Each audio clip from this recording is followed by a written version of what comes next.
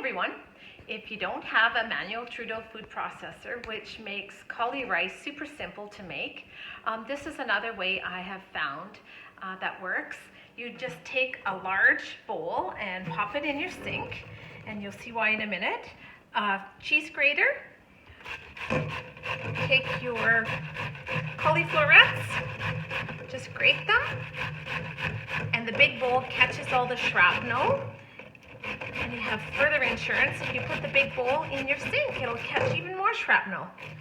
Toss the bigger pieces back through.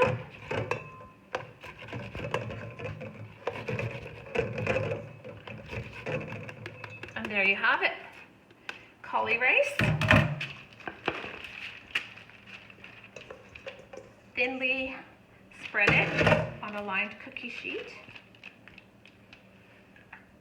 Give a good spritz of olive oil and a liberal sprinkling of Qspice, and then roast at 425 for 10 minutes. Caulirice, sauté.